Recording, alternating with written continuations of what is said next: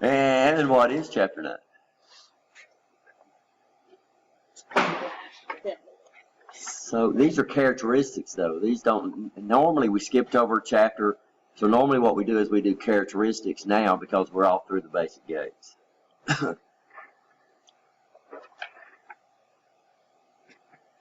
And of course, we'll look at different types of technology. We have two primary technologies that are used in digital. We have what we're dealing with here, which we call TTL, which stands for, transistor logic. And then we have CMOS, and also we have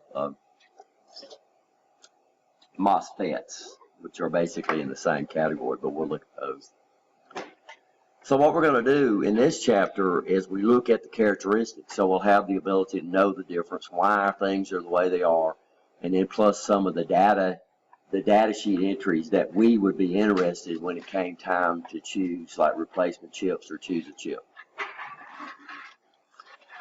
Of course, TTL uses a transistor logic called bipolar junction transistors. And then we're going to look at a 2-input NAND gate and look at the actual inside of it. And we'll look at something called a totem pole output, and we'll understand why these voltage levels are what they are. So this is somewhere in your textbook. This is the actual makeup of a 2-input NAND gate. And this is a standard series, so this would just be like a 7400.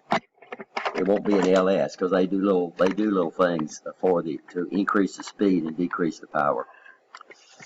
So this would be what the makeup of a 7400, which is a 2-input NAND gate. Now, what type of transistor is this? This is it's either NPN or PNP. This is what? Yeah, this is an NPN. So all these are NPNs inside this guy right here. And this is true inside of TTL. So TTL uses NPN transistors. Now to turn these guys on, what do we need? We need the emitter to be made negative in respect to the base.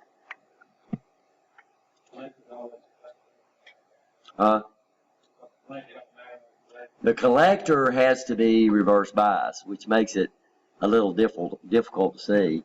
What we do to reverse bias this thing is we have a PN junction right here. And so we get a reverse bias voltage through this other transistor.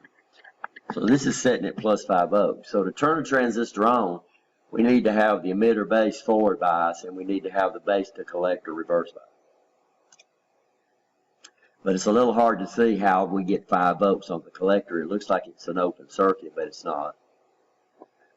So anytime we come up here and put a logic 0, now remember a logic 0 is roughly a common, right? Right, you understand? So this is a dual emitter transistor. So what would happen is that would turn this thing right here. So we've got a negative on the base. Then the emitter is negative in respect to the base. So what's this guy going to do? Well, this guy's going to turn on, right? You understand?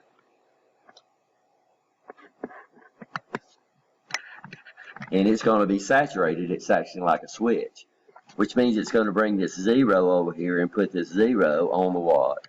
On that base. So what's this guy right here going to do? It's going to turn off.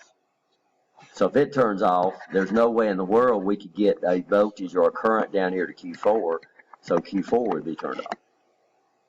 But look, right here, we've got this guy right here is connected directly up to that, so this guy right here would turn on. So that's going to take this 5 volt supply and place it on the output, but it's not going to be 5 volts because we're going through this diode right here. Right, you understand? So we'll never, ever, ever, ever on a TTL gate get 5 volts out. So I put a low here. So if I put a low there or a low there, it's going to turn this guy here on. It's going to turn this guy here off. This guy turns on. This guy turns off. And the output is going to output a high. Everybody okay? Makes sense? But, so what do I need to turn this guy here off?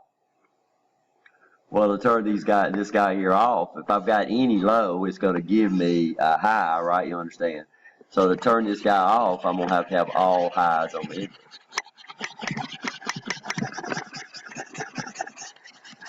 So if I come over here and put two highs, or two ones, it's going to turn this guy here off. And then now this guy here is cut on through that path right there. Now when it cuts on, it allows this guy here to go up. Now we have base current. It's going to cut this guy here on. Now this guy is going to cut off because to turn it on, we got to go through two p-n junctions. So that means to turn it on, we got to have at least to turn that guy on, we got to have at least 1.4 volts there. And we don't have 1.4 volts there because all we got, if we follow this path right here, all we're going to have is 0.7 by that guy right there. So this transistor right here is going to turn off. So two highs in gave me a low out, any low gave me a high. So this is a 2-input NAND gate, or it's a 2-input negative NOR, which is the same gate, right? By the way, the inverter is nothing but just a single input transistor. I mean, it's the same circuit. And what we can do is we can add multiple emitters and basically have a transistor gate. It's still going to take all highs to turn this guy here off to get this guy here on, right? You understand? Now, to turn this guy here on, though, we go through mid or a junction, so we got to have at least 1.4 volts there. So that means if I'm going to put,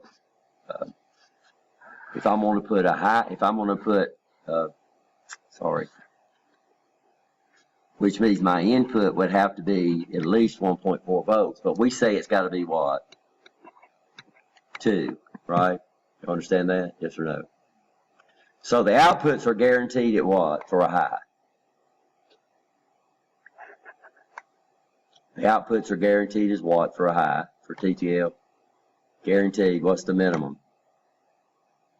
We talked about this several times this term, guys. Yeah, we get at least 2.4 out here, and then 400 millivolts. Yeah.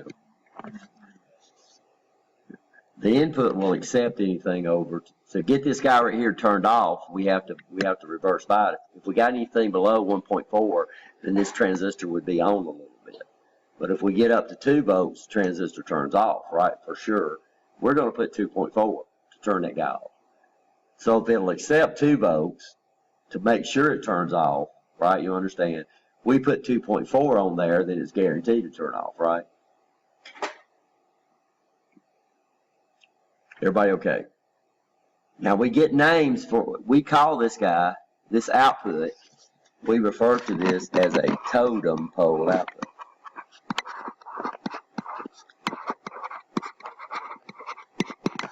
Can y'all see why? Because they're stacked on top of each other. It kind of looks like a totem pole. So we call this a totem pole output. If everything's working okay, these guys right here will never ever be on at the same time. Everybody okay? Now we got terms. When this guy turns on,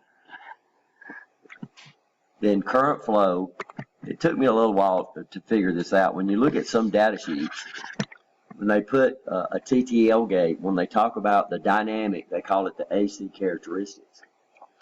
And I said, well, how can we have AC when we're powering up on positive DC?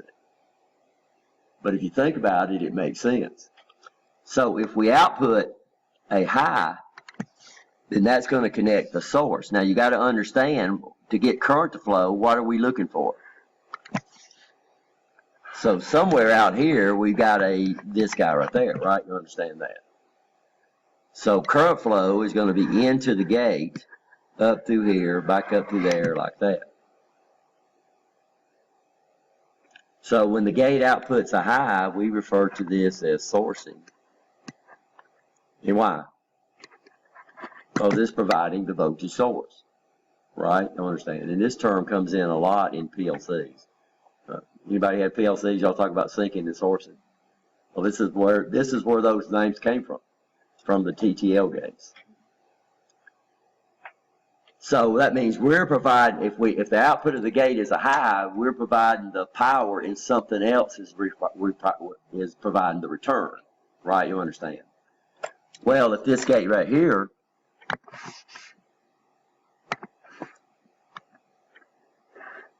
if this guy right here turns on and this guy here's off, now a while ago current flow was into the gate, now current flow is going to be what? Out of the gate. We're providing the ground, something else is providing the what? The source. Y'all understand that? So normally we would come up here and maybe hook it up to a circuit like this. Of course, we're going to hook it up to another TTL gate. So when the device provides the return or the common, we call this syncing. So this guy we call what? Yeah, we call this as the sourcing transistor, and this guy we call this the syncing transistor. Y'all understand that? That makes sense? So we'll talk about syncing current, sourcing current. By the way, which one do you think we could get more out of, syncing current or sourcing current?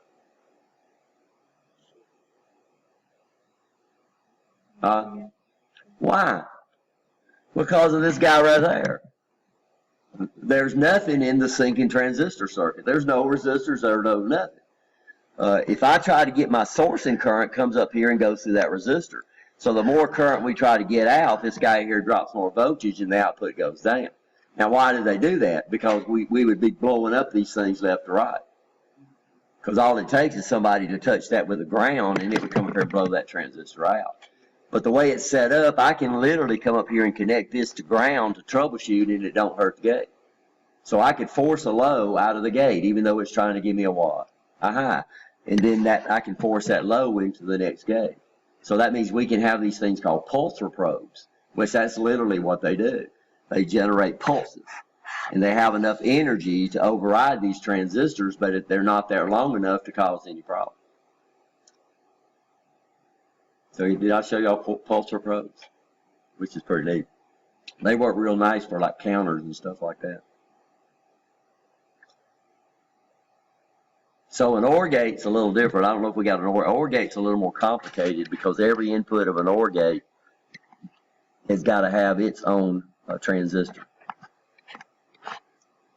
So a 2-input OR gate would come in and look like this.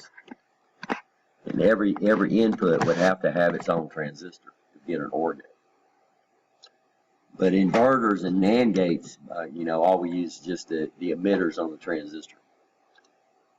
So total pole outputs, are you okay there? So this is where we end up with most of the problems. So let's say something happens and this transistor right here opens.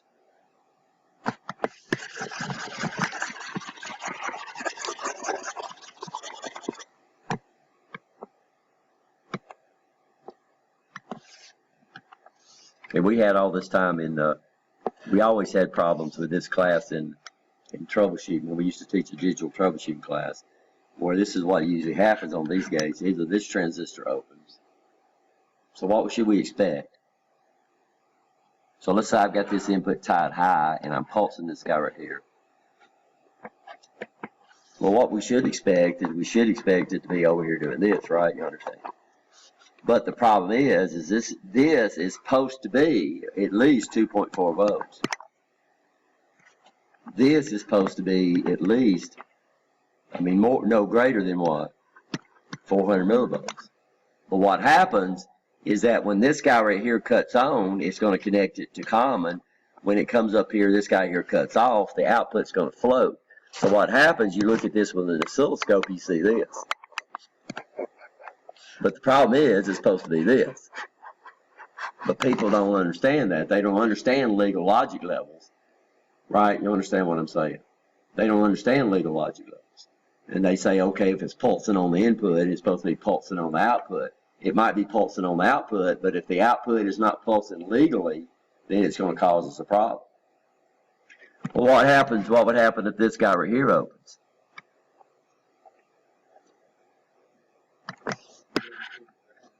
Now, it wouldn't pull ground, but it would pull a high, right? You understand?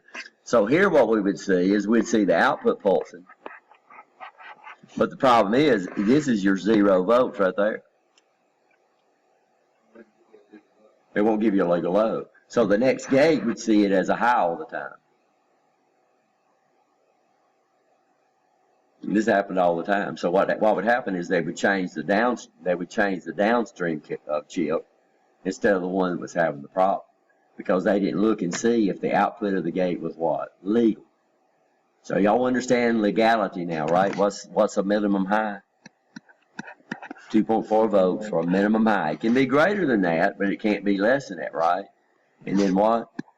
400 millivolts for a legal low. It can be lower than that, right? You understand that? Now the inputs, we'll look at this later. Normally the inputs will accept anything above 2 volts as a high, and it'll accept anything below 800 millivolts as a true low.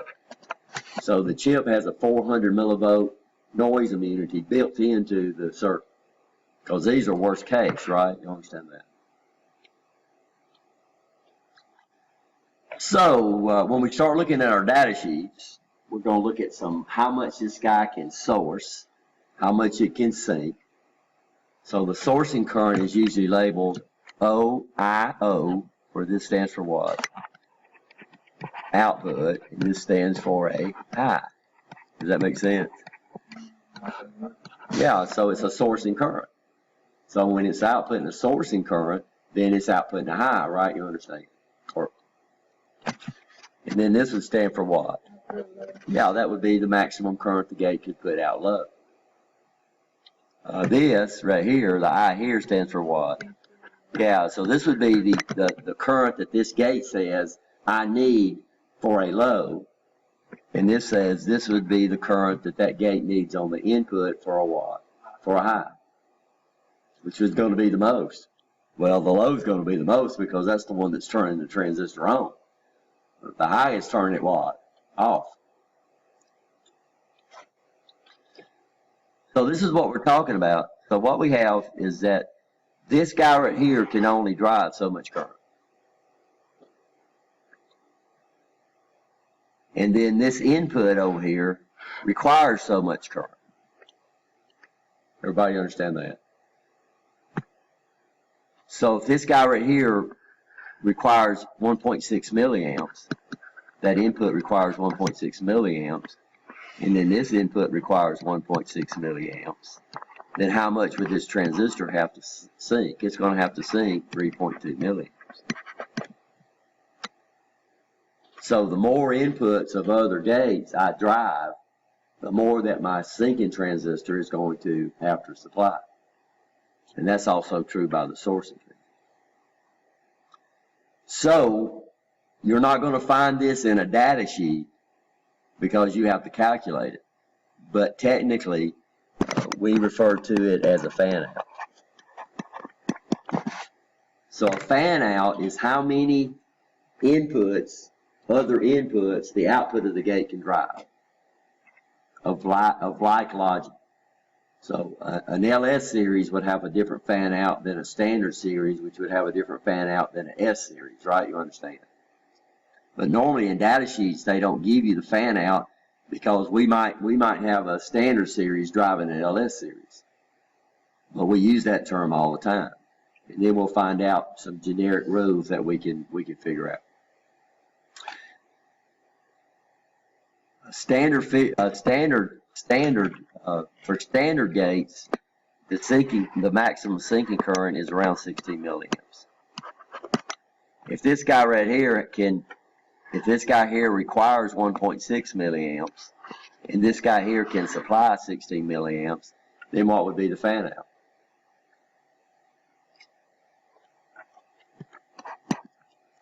Let's see, 1.16 divided by 1.6. Can y'all do that in your thing?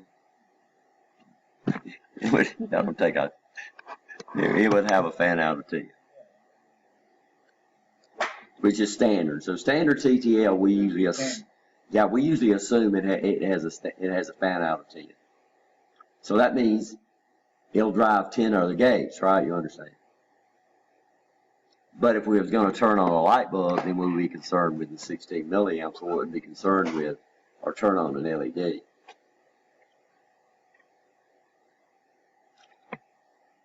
Now, sourcing is something different. So sourcing, they give you the maximum sourcing current for a high. Normally it's lower than this.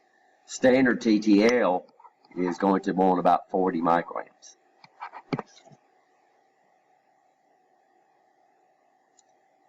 Makes sense? So here we're driving two highs. So that means this would be 40, this would be 40. So they add up together right there, which means we would need what? 80 microamps. Now standard TTL says it can source at least 400 microamps and still maintain legal outputs. If you make it source more than 400 microamps, then it's not going to be able to give you 2.4 volts. If you make it source less than 400 microamps, then it's guaranteed to give you what? 2.4 volts. So this guy right here is saying, okay, if you sink less than 616 milliamps, I guarantee you a legal load. If you try to make me sink more than 16, then I don't guarantee a legal load anymore. So if you don't maintain these sinking and sourcing currents, if you go above them, then the gate no longer guarantees a legal high or legal low. Right, you understand? If you stay below those ratings, then the legal high and legal low are guaranteed. So what we need to do is let's go up and look at some of this on a data sheet. So let's bring up a Blackboard.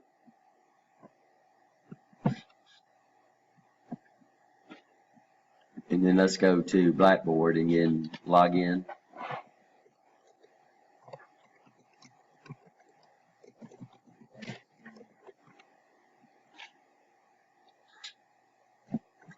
And then we'll look at data sheets.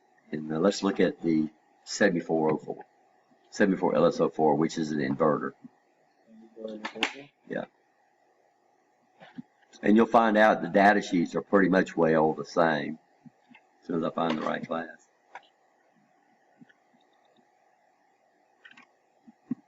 I think we got a 74, a standard in there. I'm not sure.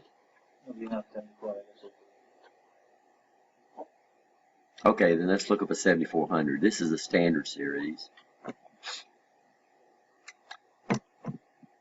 Of course, this is what we call the pinout. What does the pinout show you?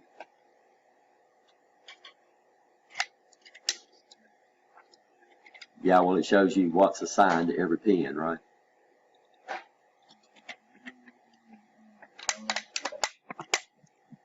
Then they give us the Boolean equation. Normally they give us a function table or truth table. National Semiconductors calls them function tables, by the way. And then this is what we're talking about. Now what we're going to look at is we're going to look first of all up here at this absolute maximum rating. Y'all see this? Now what this is telling us, it does not mean the gate will operate. If you maintain the absolute maximum ratings, it means the chip will not be damaged. It don't mean it's going to operate, but it will be damaged. What we're going to look at right here is these recommended operating conditions, and what the book just talked about was what? Here they are. I out high, I out low. We come over here and it says it's going to be a maximum of what? We just can't say, we can't just say, can't say 0.4. 400 microamps. Now data sheets don't use legal engineer notation, unfortunately. So notice everything down here. So you are responsible to use legal engineer notation. This is a good habit to get into too. So it says this guy here can output up to what? 400 microamps for a what? For a high. For a low, we can output up to 16. So if I want this guy to drive something, I'm going to use a load to drive it because it can sink more than it can source, right? You understand that? So if I wanted to turn on an LED, then I would sink the LED on. I wouldn't do what? I wouldn't source it. It could not source an LED on. An LED takes about 12, 15 milliamps, so we cannot source an LED on with a standard TTL gate. But we can definitely do what? We can definitely sync it.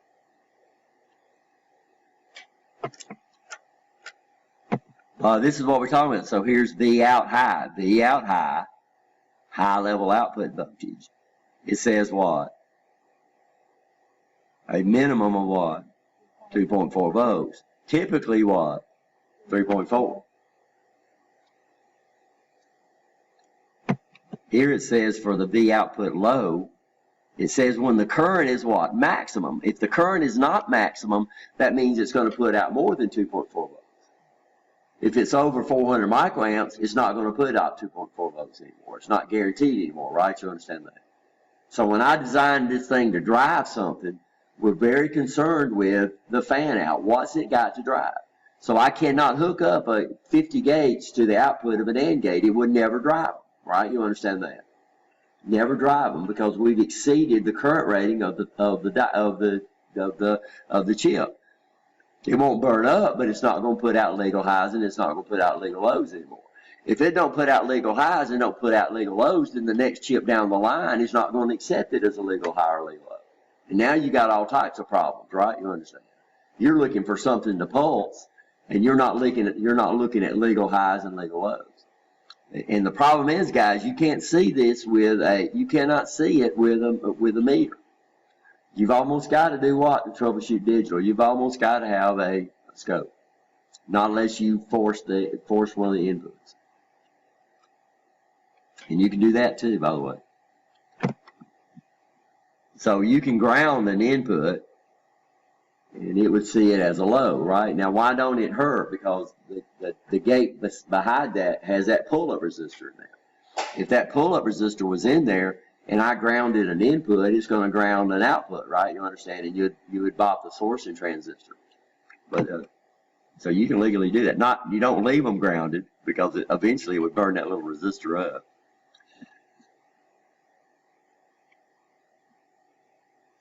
So it says, okay, this guy here's maximum of what? Output for low is guaranteed maximum of what? 400 millivolts. Typically what? 200 millivolts. See, we've already talked about that, but that's right here in the data sheets. Now that's what we use. Is that true for all TTL gates? No, this is true for the standard series of gates. So let's go back and look at 74. Let's look at that 74 LS04 now.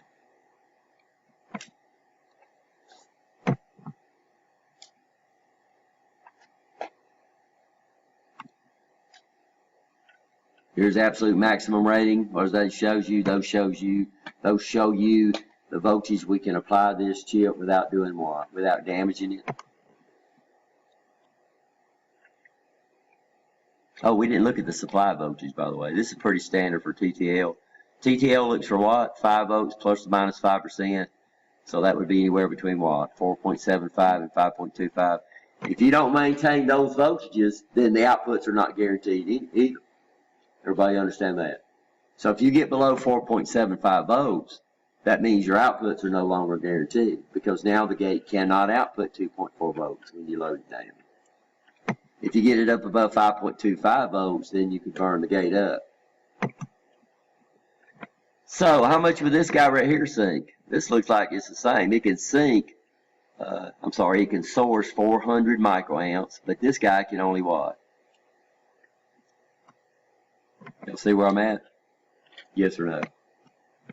So this is source current.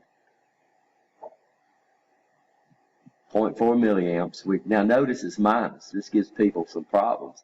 But remember, when it's outputting a high, the current flow is into the gate. When it's outputting a low, the current flow is out of the gate. That gives people a lot of problems too. They're saying, how do we get negative out of a positive 5 volts? Because this guy here is actually outputting AC. For a low, current flow is out of the gate. For a high, but it's never changing voltages. So we can get AC without having a negative voltage. So y'all see that right here? It says negative 400 microamps. So that's a sinking current. But this guy here can sink 8 milliamps. So it cannot sink as much as the TTL gate. But if you thought 16 milliamps, then you just screwed up, right? You understand. So it's always good to replace these with the right type chip.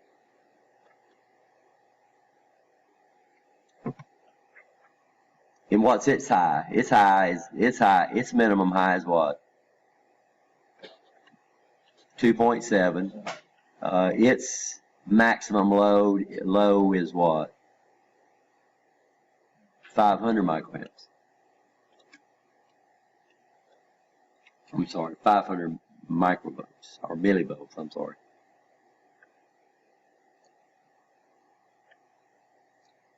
So just those very few ratings tell us what's required by the power supply, what current it can drive, and what current it can source, and what current it can see. Now, what does that mean? Well, we're going to have to make these things drive something. Could I use this to drive a standard TTL gate? Sure. But I would no longer have a fan out of 10, right? You understand? Now I would have a fan out of whatever 8 milliamps divided by 1.6 milliamps is. Well, we wouldn't get 10, right? We'd get what, maybe 6 or 7?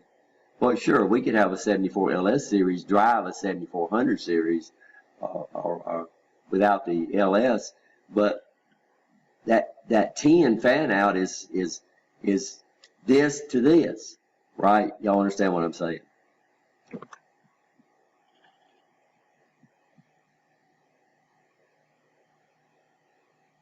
By the way, what if we wanted to increase the fan out of a gate?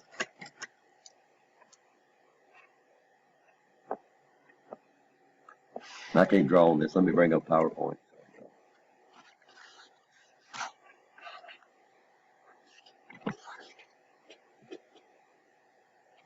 So let's say I come over here and I'm using the 74LS 74LS04.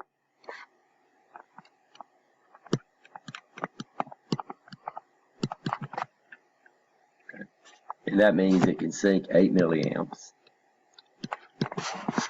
Right, you understand? Are you following me? But let's say I needed 10 milliamps. Well, what we would do is we'd come over here and we would use one of our fan outs in one of these guys right here. And what do we call this? What's that a symbol for? We've already talked about it in this class. What's it a symbol for? Yeah, it's a symbol for a buffer. Yeah, so that means I would get a total, if this was TTL, then I would get 16 milliamps over here, and then I could use this guy to go out and drive the inputs of several other gates. So that's one of the uses of a buffer, is to increase the fan out of a gate, because it don't do any logic, does it? But we get that, we use the input as one of our loads, and then we get what it can drive on the other side. And some of your buffers are what they call drivers. So that means them suckers can put out some current. So all you need to do is just go through a buffer, and then that would increase the fan out of your chip. The only thing you would lose was we would lose how long it takes to move through that buffer right there. So the output cannot respond to the input instantaneously, right? You understand that? So we'll look at this in a minute. We have something called propagation delay.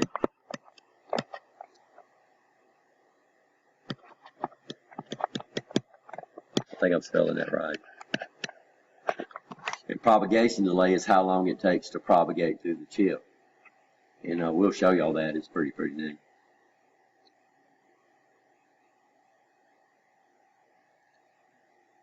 So we went ahead and looked at the data sheet. This is what it's showing you in the book in table 1-9. But to me, instead of using these tables in the book, it's always better just to go to the data sheets. So whatever chip you're using, if you're going to replace it, and this happened to me one time, where we was out down at a paper mill down in south of nowhere. They didn't even have a Radio Shack, and that's when Radio Shack was all over the place. And they had an inverter that went out, and I had one in my box, but it was better than the one that I was replacing. So that thing worked for about 2 years, and finally something else crashed on it. I wasn't working anymore. And the guy at the shop that was over called me up and says, "Well, when you sent this board out, they said you had the wrong IC in there."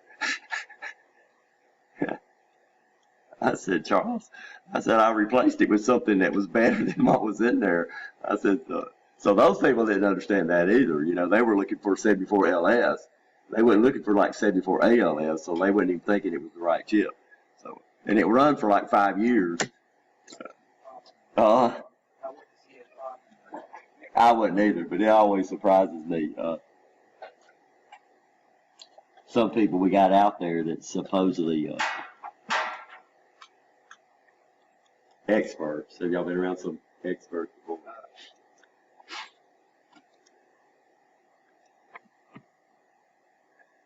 So some of the other parameters. So what we have, and this is what we quit here, is that when the output swings, normally when we look at it, it looks to us like it's going straight up and it looks like it's going straight down. Y'all know that's impossible. There's no way in the world that output could switch from a 0 to 1 in no time. No way. And there's no way it could switch from a 1 to 0 in no time. So if we come up here and start spreading this out, even on this function generator,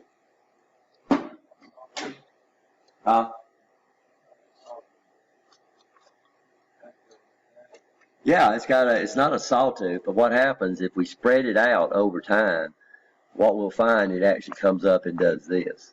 I'm sorry, it's pretty linear. And normally it overshoots a little bit, and this is one of the other measurements that we have. They call it overshoot. And then over here it's going to go down in an angle. So it don't go straight up and it don't go straight down. If it went straight up, it means it would go from a high to a low, or low to a high in 0 time. That's just like telling me I could roll my wheelchair over to this wall and back in no time. It takes me time, right? So we call that, this time right here, we call it rise time. This time right here, what do you think we call it? Fall time. Good. And normally it's not all the way down here and all the way up there because we don't know the levels. All we know is, okay, 400 millivolts is a legal high, a legal low below that, and 2.4 millivolts is a legal high. So what they do is it might go up further, but that's not the rise time. What we're trying to do is figure out how much time will it take the gate that it's feeding to accept it as 1. So we make this measurement between 10% and 90%. In some oscilloscopes, this one don't have it, but a lot of the oscilloscopes have 10 and 90% on there. I'll show y'all some of those to measure what? To measure the rise time. We can let this guy right here calculate it.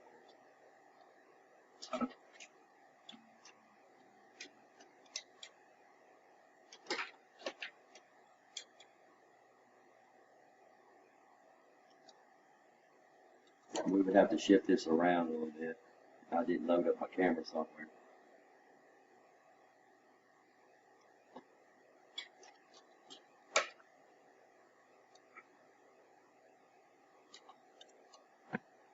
I have to remember which camera I'm using.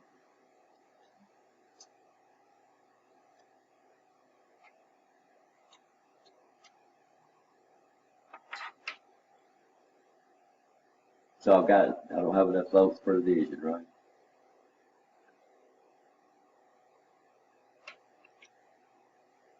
Got a bad connection down here.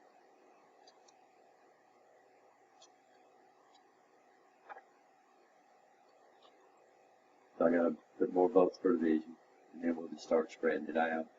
We'll go over here and see where our trigger's at. It's over here on the left somewhere.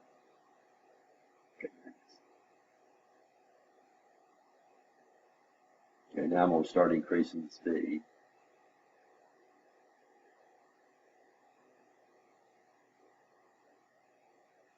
Of the scope.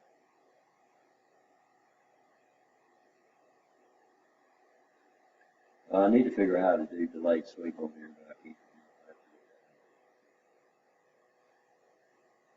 Can you see what it's starting to do?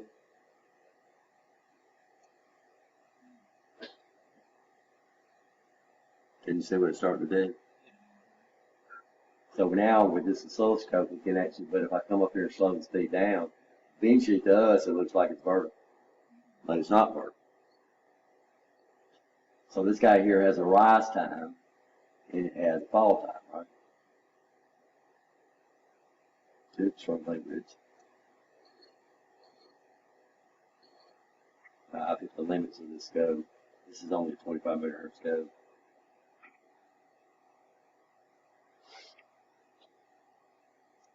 Now to measure this, we would come up here and measure the amplitude. So we'll try to make it easy. So right now I've got 1, 2, 3, 4, 5, 6. Right? So what we would do is we'd measure the time between 600 millivolts. That would be 10% of 6, right?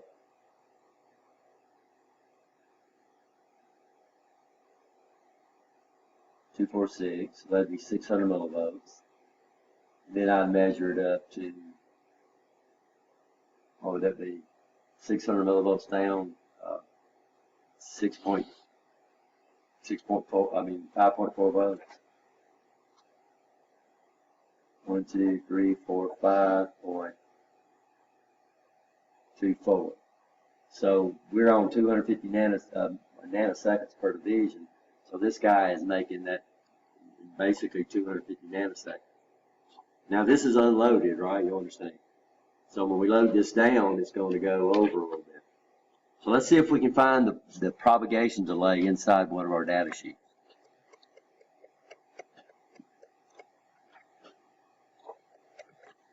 So which one? Let's see if we can find it in this one, since this is the one we got. It's usually down toward the bottom, right down here. See, propagation delay. I'm sorry, rise times and fall times, not propagation delay. Does it show that here? No, propagation delay is how much time it takes to move through the chip. Rise times and fall times are, I don't see it on this data sheet. I don't see rise times and fall times. So propagation delay is how much it takes. Propagation delay is how long it takes the output to respond to a change in input. So how long does it take that signal to propagate through the gate? This one, for a low to high, it would take a maximum of what? 10 nanoseconds. If we load it with a 15 microfarad capacitor. If we load it with 15 picofarads. If we load it with 50 picofarads, which right now doesn't mean much, but notice the propagation delay goes up, right?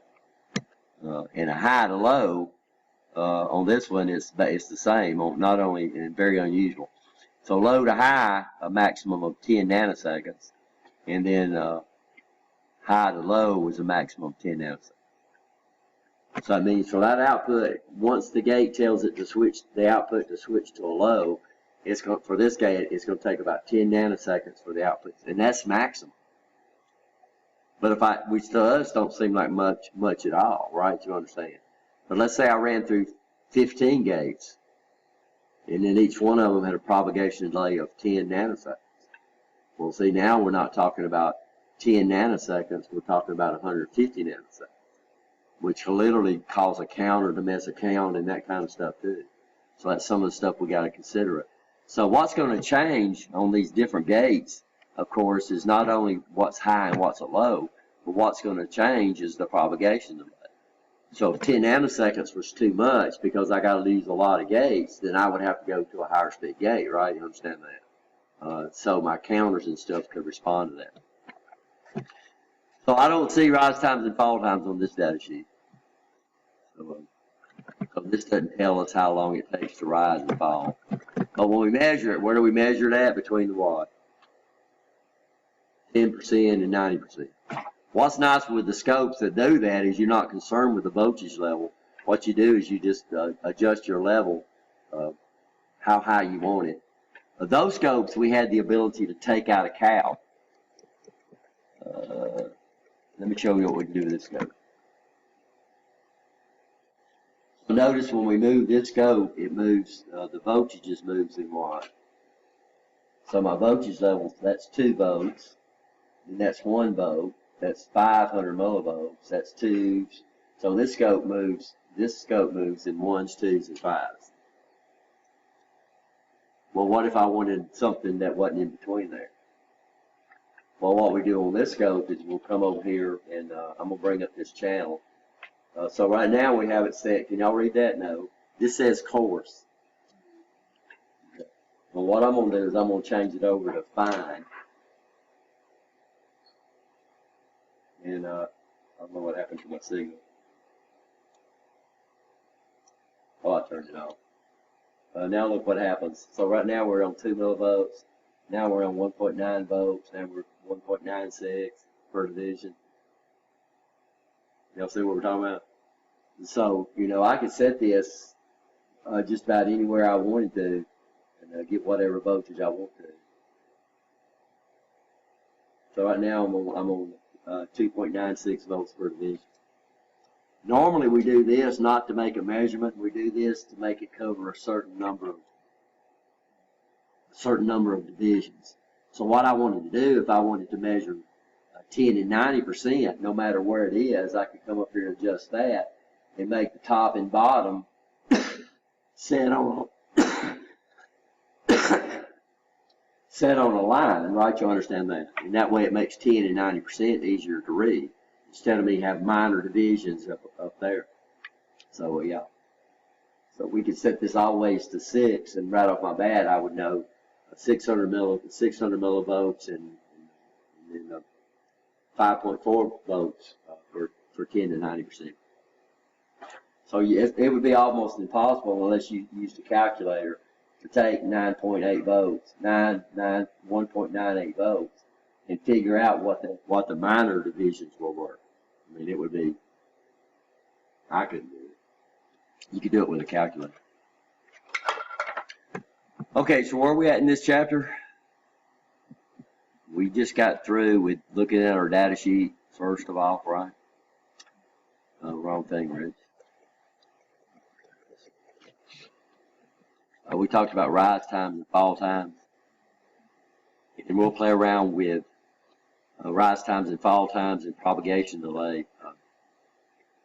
And we're going to have to learn different outputs too. We got multiple outputs. The output we're talking about now is an output arrangement called a totem pole output. We have 3. We have totem pole outputs, we have open collector outputs, and we have what they call tri-state outputs, which the book doesn't cover. We'll go ahead and cover that too. Are you okay? Tri-state. Tri-state is actually registered by Texas Instruments. So they're the first one that came out with tri-state outputs, and they registered the name. So everybody else has to call them 3-state outputs. But just about everybody that teaches it calls them tri-state outputs. So that means a totem pole gate, we got 2 states, so the output can either be what? High, or it can be what? Low. Tri-state gates, it can be high and low and then something else.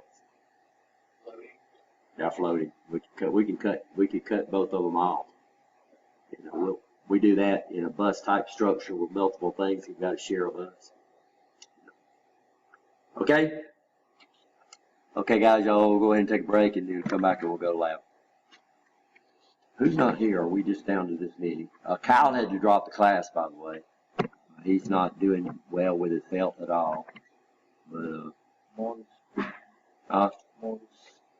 then Morris, I think I paid Morris off when I posted him about leaving early. He was not here on Tuesday. I know, but it was the class before that when I. Yeah. But yesterday he didn't show up in the blueprint reading either. Really? Yeah. Is he okay?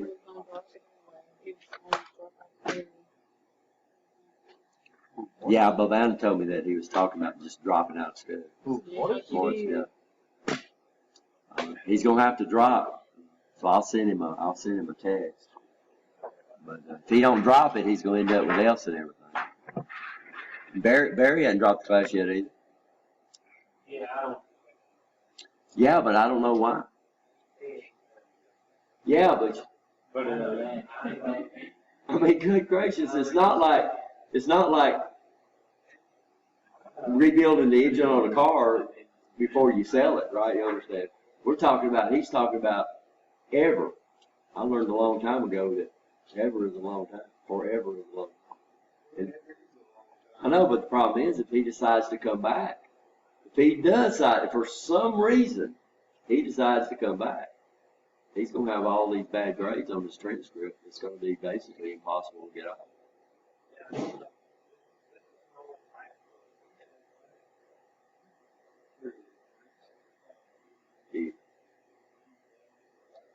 Or the other Barry.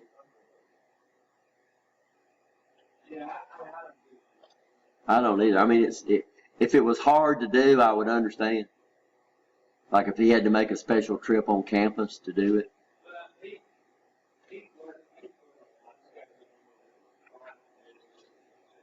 Yeah, but all it takes is a computer, and it don't take 10 minutes. I know. I'm talking to you, and you have nothing to do with it. It's just that I can't understand.